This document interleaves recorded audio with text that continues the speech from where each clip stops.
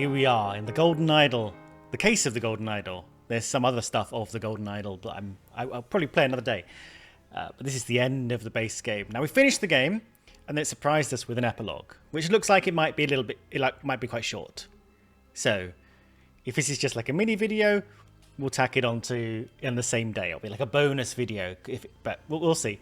Now, when I went back in, I was floating around. I don't know what I was doing when I was off camera, and I clicked back, and this thing popped down.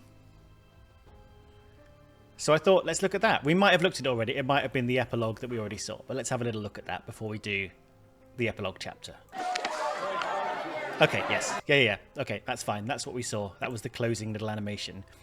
So let's go into this epilogue, which, let's remind ourselves, when we looked at this, and my face is just about okay, I think it's a summary of, like, the whole game.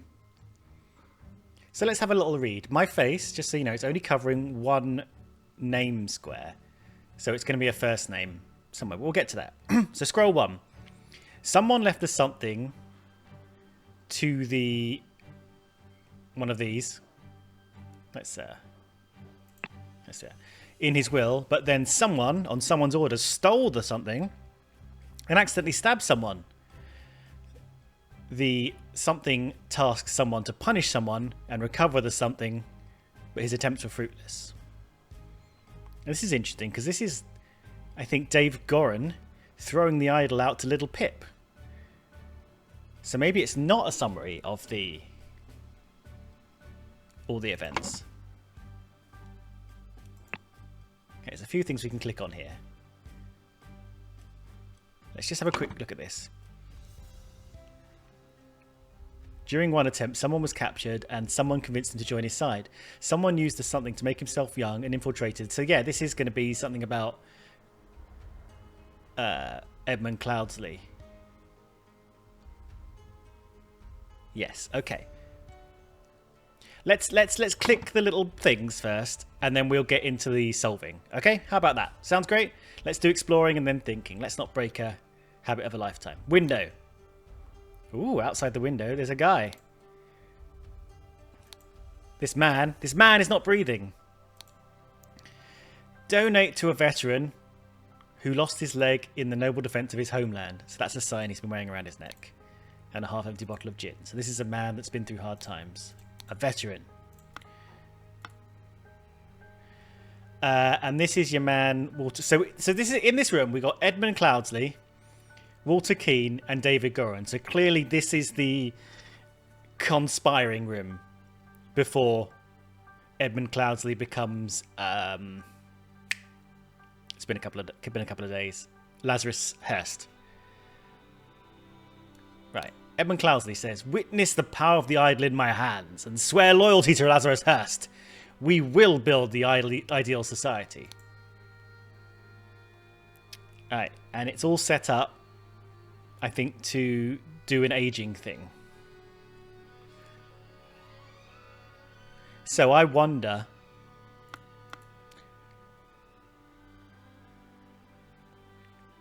how does he de-age himself? Does he... he's increasing... he's decreasing the years by de-aging himself, right? So he has to take years out of himself and put them into something else. So my first guess is maybe he aged up this guy. This is the balance of things. Like he's going to de-age him. I don't know which way around it goes. Did he age up this guy? Which way did the years flow? Did he age up this guy? Did he steal this guy's years? And by taking years, does that mean you're kind of subtracting the life you have left? Perhaps. Maybe that's how it works. And then he's adding years onto his own life, which will make him younger. Maybe that's how it works. I suspect this guy has had his years stolen from him. and I can't remember how I thought this worked previously. I think I would have suspected that decreasing years would have been making you younger. But maybe if you decrease someone's years, you're actually decreasing the age they have left. Maybe that's how it works. Anyway, this idol is not charged up, even though it's sort of blinking a little bit. It's not here, which is the crucial bit. Oh, and he's got a little book. The Brotherhood of Masks. One thing is worse than imbeciles. Imbeciles with power. The rich and noble have a social club with mystic rituals and other hogwash, and are so stupid. They did not realise when they had some truly miraculous technology in their hands. However, they are influential and persistent, and have already caused a great deal of harm to me and my goals. So we knew that Edmund Cloudsley wasn't in the Brotherhood of Masks, and the Brotherhood of Masks was full of rich people and nobles, like he says. And before we didn't know who Lazarus Keene was, there was a little bit of like, how is this working? Is Edmund Cloudsley jealous of this club? Anyway, Walter Keene has told me more about the organisation and practices. If he tells the truth, and they truly are devoted to their religious entity of Griffin Reborn, I could gain some powerful allies for my next move. Order Party Manifesto. So this is them creating the political party. This is the scratch, this is the base level, this is the manifesto, the vision statement and all that shit. All citizens are equal. All citizens must serve society to the full extent of their abilities. Citizens must be evaluated according to how virtuous they are. Yes, we're seeing the seeds of what we saw come to bear fruit in the later chapters. A society with internal contradictions is unsustainable. Therefore, it must be led by the most virtuous citizen. The king should step down. The aristocracy must be abolished. So this is sort of... I don't know what you'd call this in terms of what kind of politics this is. It's sort of a... I guess it's sort of like a theocracy, but not without the god part. It's sort of like, it's not a meritocracy, but it's like a ideocracy, maybe. Is that a word? Where you've got these very, very strict ideals you've created, and that's how you measure everything. I don't know what you call that. I haven't studied whatever it is you need to study to understand what that is. The more virtuous citizens are better able to serve society. Therefore, virtuous citizens deserve to gain more time on this earth, and bad citizens deserve to lose time. Okay, so we're seeing now how this works. There's a film I only saw once. It's, I think, Justin Timberlake and what's her name? She was in Mean Girls. She's in lots of things. Big Bright Eyes. And it's a kind of sci-fi film.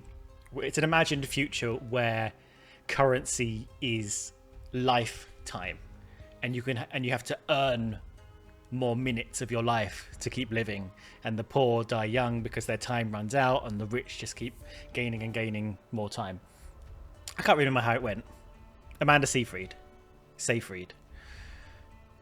Okay, so anyway, so yes, we've seen the taking of time from people. How does he describe it? Virtuous citizens deserve to gain more time on this earth. Okay, so giving people time makes them younger. Losing time makes you older. This is unbelievable.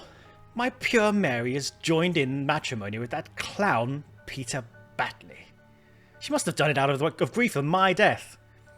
Such a hasty decision goes against every principle of virtue, and therefore I consider the marriage null and void. She will come to me at once. She will come to me once she learns how I still live. But for now, my duties in the service of humanity take precedence.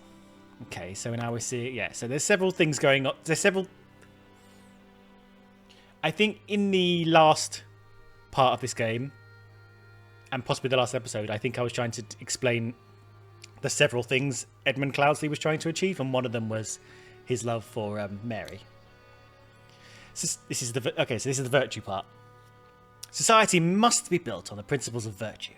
Only thus can it be truly great. Look at the Lemurians. Thousands of years ago, they had an empire on the banks of the Seven Seas. Their ancient technology continues to baffle modern science. But they became inert and decadent and forgot how to build and operate their machines. Their empire crumbled because it was built on pleasure-seeking, not virtue. It is by divine providence that I got my hands on a working ancient Lemurian artifact, the Golden Idol. I will use its powers to set humanity on the right path and build the ideal state. Cool. Okay, so we are summarising basically what we worked out in the finale. I swear it. Yes, with these powers I will do whatever is necessary to build a better world. I'm aware I've given everyone a different voice every time I've spoke for them. So this is so he's got the Lunderberg chapter. These are the people we sort of saw. Willard Wright deceased. Yep. Brotherhood of Mask stuff.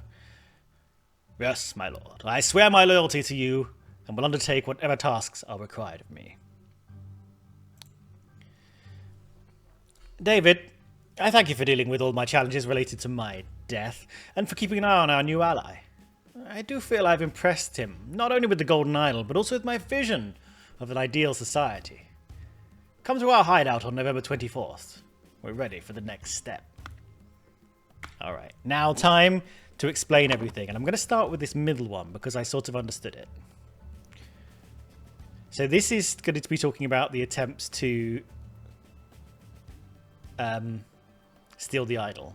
And this is going to be talking about the transformation of Edward Cloudsley. So let's do this. So, right. So Walter Keane, the dashing Walter Keane, was captured, and Edmund Cloudsley convinced him to join his side.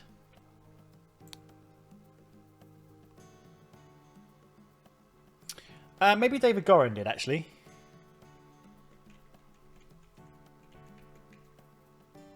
Either way, let's get to Edmund Cloudsley used the idol to make himself young and infiltrated the Brotherhood of Masks under the new identity of Lazarus Hurst. Bit on the nose, that name, now that we think about it. Like when I thought it was a real person who... So we were introduced as him being a person who was deft in the arcane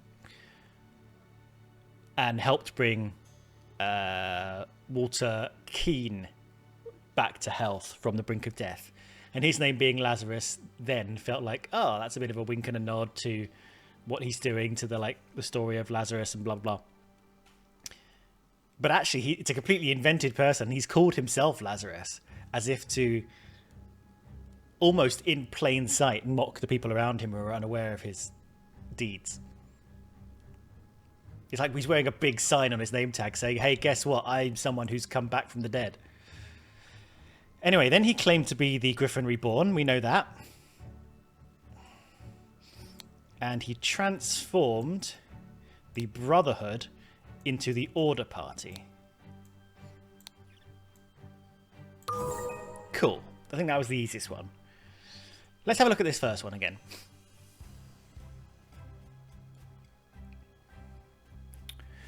Okay, so Sebastian Cloudsley left the idol to the Brotherhood in his will. But then Willard, on Edmund Cloudsley's orders, stole the idol and accidentally stabbed... No, sorry. David Gorin stole the idol and accidentally stabbed Willard Wright. So let's just fill that in at first. So Sebastian Cloudsley left the idol to the Brotherhood in his will. But then David Gorin, on Edmund Cloudsley's orders, stole the idol. I guess we've got to take him here. And accidentally stabbed Willard Wright. So if remembering, in the... Let's look at it. In the pub chapter, that's what happened here. So David Gorin is here under a fake name. And this is our guy, Willard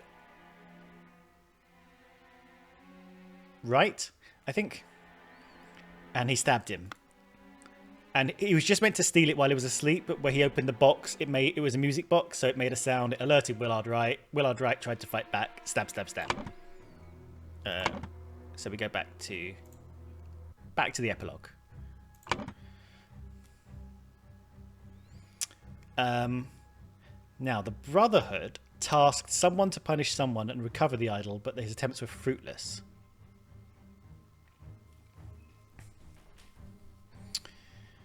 So it's got to be Walter Keane.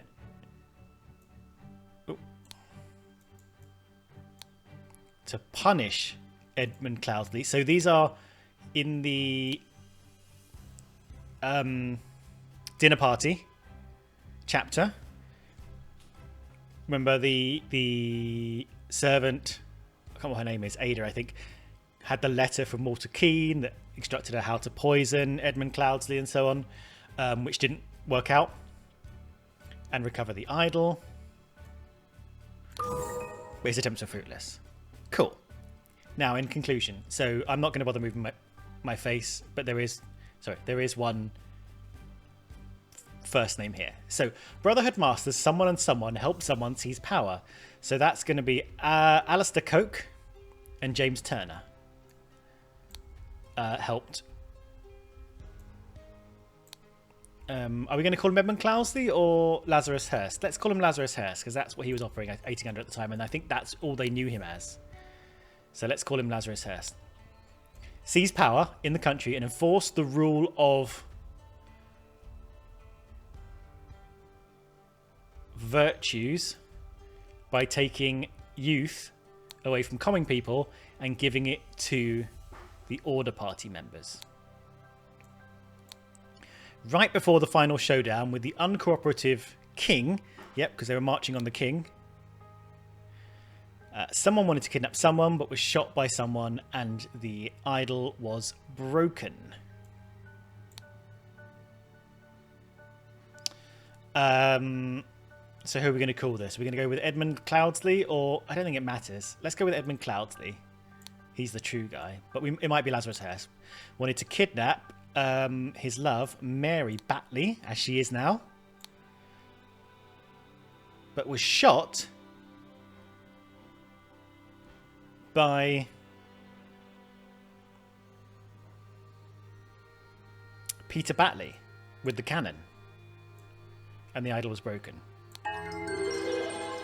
The end. Thank you for playing. Thank you for making a fun game with just the ugliest dog. I mean, come on. Anyway, okay, so that was a nice short episode. So what I'm going to do as a treat is it's going to be a bonus episode that will come out just after episode 10. So thank you for watching. I hope you enjoyed it. I hope it was fun to watch. If it was, let me know if you'd like me to play the sequel game or DLC. I don't know what you'd recommend, what you think is worth getting into. I don't know how long the DLC stuff is, but, you know, let me know. And maybe it'll pop up later on. Bye for now.